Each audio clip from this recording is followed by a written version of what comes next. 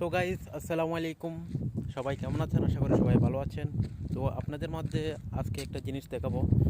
এই জিনিসটা হলো, দেখেন, আমি অবশ্যই দেখাতে যাচ্ছি আপনাদের, দেখেন অবশ্যই। এই যে এই মরুভূমির মাঝে কোনো কিছু নাই একদম। এই মাটিতে যে এই যে মাটিগুলো দেখতেছেন, এই মাটিগুলোতে মনে করেন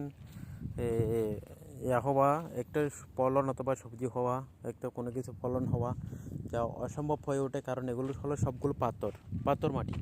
দেখেন, কোনো ভালো মাটি না, বালি মাটি না অথবা দোআঁশ মাটি না, একদম পাথরের মাটি, ঠিক আছে? তো এই মাটির মধ্যে তো আমি কি করলাম, একটু করে দেখলাম, একটু ট্রাই করে দেখলাম। একদিন এক সময় একবার মাথায় আসলো যে এরকম একটা চিন্তা ধারণা একটা মাথায় আসলো। তো কী করলাম, একটা গর্ত করে কিছু পরিমাণ সার দিলাম।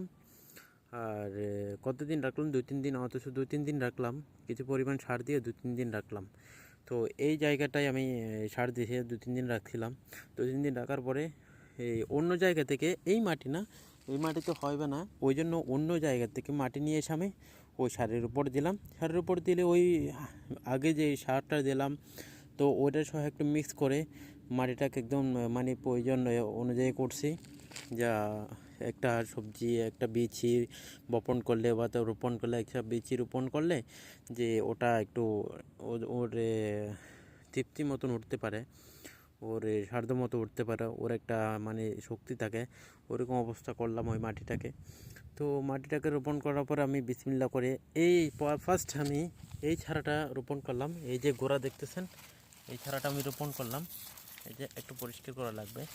এই চারাটা আমি রোপণ করলাম, রোপণ করে ইনশাল্লাহ ওই গাছটি উঠে গেছিলো। আজকে ওই গাছ থেকে দেখেন কত সুন্দর একটা ফলন হয়েছে, কত সুন্দর একটা ফলন।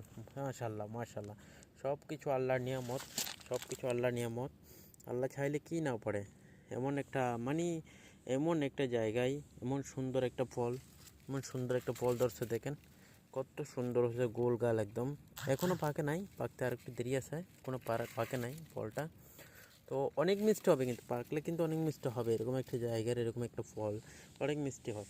তো দেখতেছেন, এরপরে রোপণ করছিলাম এই টমেটো কেতিটা, টমেটো গাছটা।